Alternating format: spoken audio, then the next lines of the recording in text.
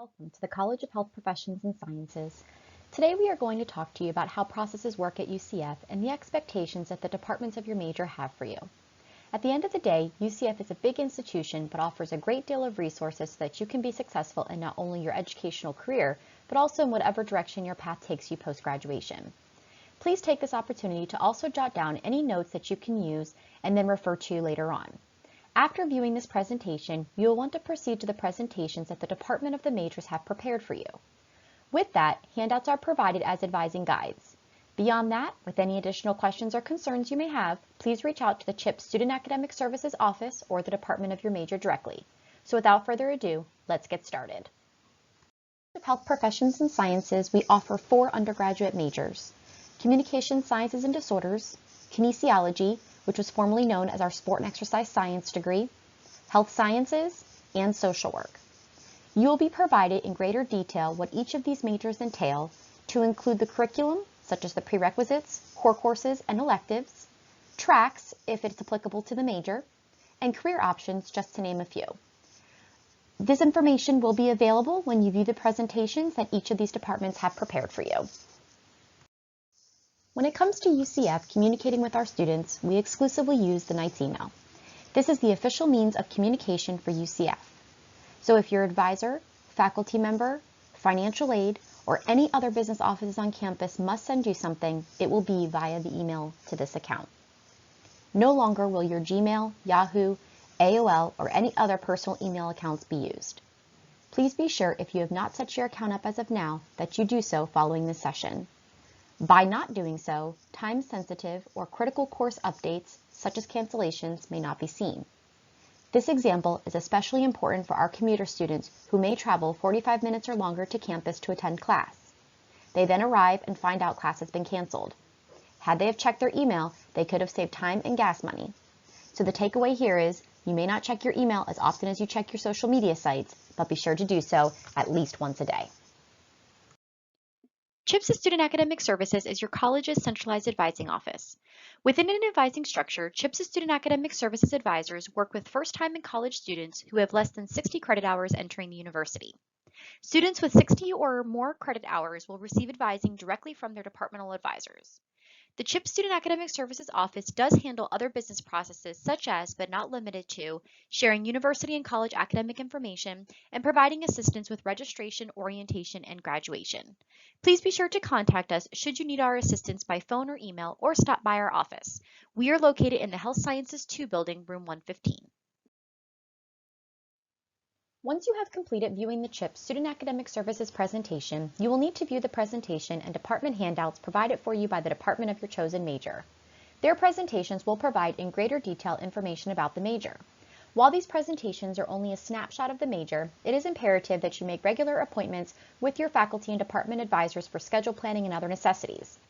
Please also keep in mind that for many of you, your academic journey is not ending at the conclusion of your undergraduate career. Many of you will have plans to pursue graduate school or attend post-professional schools.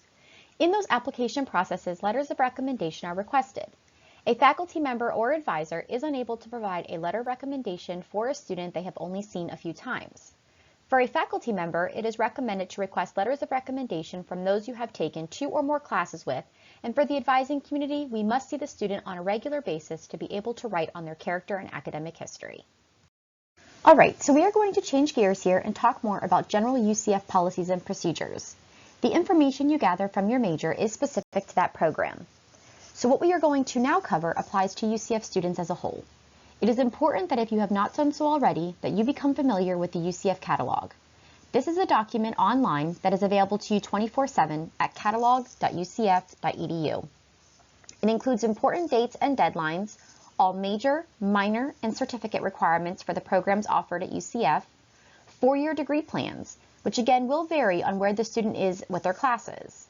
Some may be coming in with college credit, and therefore courses described in a 4-year plan may not be applicable to them because those courses have already been completed. There are some university credit requirements to understand. One of those is the 120 semester credit hours to graduate. Regardless of academic program, all students will need 120 credit hours minimally. While some students' programs may not get them there, those students may have to then build in free electives or pick up minor or a certificate to fill that gap if applicable. In addition to the 120 semester credit hours, of those, 42 credit hours must be upper level. This applies to courses within the major that are 3,000, 4,000 level. An example of a lower level versus an upper level course would be BSc 2010 Biology 1, that's lower level, and HSC 3211 Preventative Healthcare, which is upper level. The residency requirement is especially important when it comes to taking courses transient. Students at UCF may choose to take courses for their program outside of UCF. While some courses within the major can be taken outside of UCF, there are also some courses that cannot. Therefore, students who are approved to go transient will not be allowed to do so if they are within their last 30 credit hours of the program, and or if the term in which they do want to go transient is also the term in which they intend to graduate. Lastly, all UCF students are required to be within good academic standing with the university, which means having a minimum 2.0 UCF GPA. Please keep in mind that in addition to this, many academic programs also have set required GPAs to graduate from their program. If you are not familiar with what your program requires, you will be presented that information later in this presentation and may also locate that information in the UCF catalog. In continuing with understanding how GPA works, students who have attended other college institutions prior to UCF will come in with that overall GPA. Once their first semester at UCF concludes, they will then have a UCF GPA, which again is specific to just the coursework taken at UCF. Together, those GPAs will then become and make up the students' overall GPA. Your UCF GPA starts now, and you may be asking yourself, what happens when my UCF GPA drops below a 2.0? Academic standing change is what will occur if a student's UCF GPA drops below a 2.0. A student is placed on academic probation for the following enrollment term. They have a hold placed on their account, and they will be required to complete a mandatory web course and advising appointment for the College of Health Professions and Sciences. If in the subsequent term the student is unable to achieve a 2.0 semester GPA in their courses, the student would be disqualified from UCF. Disqualified means a student is no longer able to attend UCF for a minimum of 2 consecutive semesters and then must reapply for readmission, which is of course not guaranteed. Students who are also not in good academic standing with UCF are ineligible to graduate. This grid shows an example of what is recommended for enrollment credits based on the number of hours a student works a week. For instance, students who work full-time or 40 hours a week are recommended to only take 6 credit hours a semester. Please keep in mind that this is a suggestion based on rigor and volume of work compared to how much time a student would need to dedicate to their studies. We all know there is only so much time in a day, and with working in school, to be successful, you will need to have enough time for both. So with that being said, you also know yourself better than anyone. You can always start light and add more hours on in future terms if you find that even working full-time, you can also manage a full-time school schedule as well. An academic process that students can use if they are not doing well in their course or courses is the withdrawal option. This deadline usually occurs around mid-semester, but again, for specific dates for the withdrawal deadlines for each term, please go to calendar.ucf.edu. By a student withdrawing from courses, there is no impact on their GPA, and a W will be placed on their records in place of a letter grade. It is important that whenever considering withdrawing from a course, that you first talk with your professors about your progress in their class or classes. You should also seek academic help early on if you are struggling in any of your classes. And if there is any office who has a vested interest in you, such as if you're a student athlete, a veteran, or are receiving any type of financial aid, that you talk with those respective departments first. In some cases, withdrawing from a course can have financial implications. Life does happen though, and that can sometimes be after the withdrawal deadline. So take for example a student who is doing perfectly fine in their courses. The withdrawal deadline has now passed, and they have a sudden or unexpected death in the family. What are they to do so they are not academically impacted? Under those circumstances, inquiring about a medical withdrawal, an incomplete from a professor, or other special case options may be recommended. Please note that overall, the withdrawal process is student self-initiated. Your advisor or instructors cannot go ahead and withdraw you from classes. On the day of your orientation event, you will be registering for classes. During the schedule planning time in your orientation session, it is important that if you have not done so already, to utilize that time for course suggestions and add those preferred sections to your shopping cart. This will make the registration process much less cumbersome for you, and you will be able to hopefully secure a seat in a class rather than losing one because you had to first search them out while registration was already open. The most important information you will want to identify when choosing classes is the section number, the class number, and the status of the course. The main information you will use from this is the class number, as that is what you will type into the enrollment section to place the courses of your choice into your shopping cart until registration opens. Please also pay careful attention that the course sections you are choosing are open, meaning they have open seats to register into still and will be indicated by a green circle. If a course you see has a blue circle, that indicates a closed class, or an orange triangle, that means the course is waitlisted. Try and see if there are other class options or sections of that course that are still open. Also, do not register for classes that have a location of DPAC or UWCV. These class locations are downtown, and main campus students aren't able to enroll in those. This slide will show you the waitlist indicator, the orange triangle as mentioned on the previous slide, and the class availability for enrollment in terms of how many seats are available, if there is a waitlist, how many students are on the waitlist, and the total class capacity. When you are registering for classes at your orientation event, please keep in mind that you can still make changes if applicable. Please notate the dates indicated, which is when students will have the option to make changes to their schedule without financial impact. So what does that mean? As long as you drop any course on your schedule that you do not want by the drop deadline for the term enrolled, you will not be financially liable for them.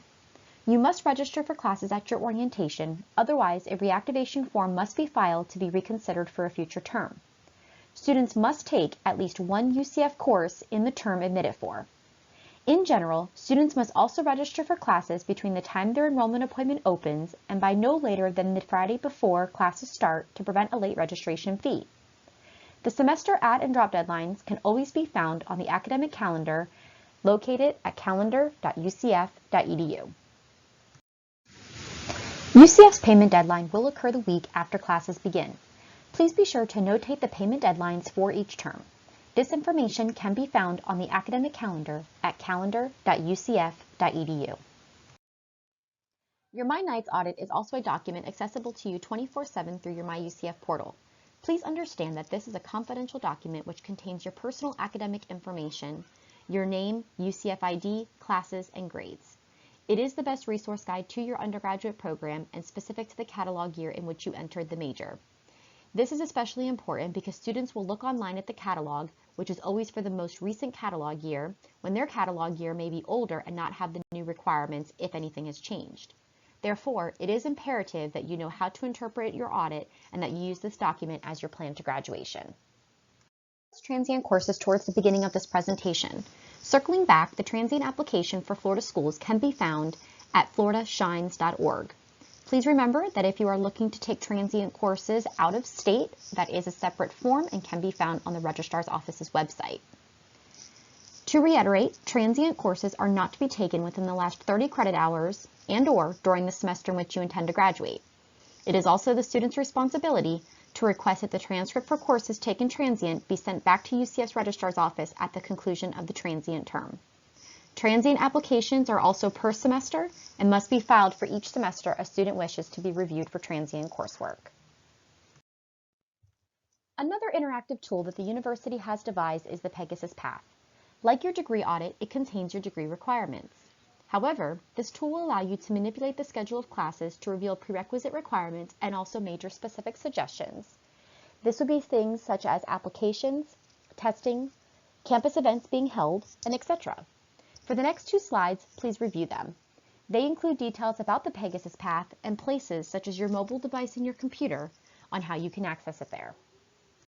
This slide highlights some of the benefits of using the Pegasus Path. You may also watch the attached video to learn more. Pegasus Path is available to you 24/7 via your desktop and mobile device. Access Pegasus Path via your desktop by logging into the MyUCF portal, selecting Student Self-Service from the left-hand sidebar, and navigating to Student Center. Pegasus Path will be listed under the Academic section. In order to access via your mobile device, first make sure you have the MyUCF app installed. This app is available for iOS and Android devices. Log into the MyUCF app and choose the Pegasus Path icon from the list. Another initiative here at UCF is UCF Cares. We encourage you to reach out if you are experiencing academic, personal, or financial challenges. Even if you are not experiencing these personally, maybe you reach out on behalf of a friend or a roommate. Essentially, with UCF being such a large community, we do stick together, and this goes back to saying that if you see something, say something. So what is next? On the day of the event, please be aware of the following. The morning of orientation, you will meet face-to-face with your college's advising team. They will prioritize available and appropriate courses for you to place into your shopping cart in preparation for enrollment in the afternoon. It is important to remember to be flexible as only appropriate and available courses will be suggested. You must register for at least one UCF course for the enrollment term. Be sure to have any unofficial transcripts online or printed accessible during the event so that we can evaluate any incoming credit. Please also keep in mind that registration will not occur until the afternoon. It is also important to note that the College of Health Profession and Sciences registration is a virtual session via Zoom unless a student has requested an on-campus technology accommodation. Lastly, an email will be sent to your Knights email account with additional information as it relates to the day of orientation event schedule. Please be sure to read that email in its entirety. This concludes the pre-orientation academic content review for the College of Health Professions and Sciences. Please contact our office at 407-823-0010 or by email at chipsorientation@ucf.edu with any additional questions or concerns. We look forward to meeting you at orientation. Charge on!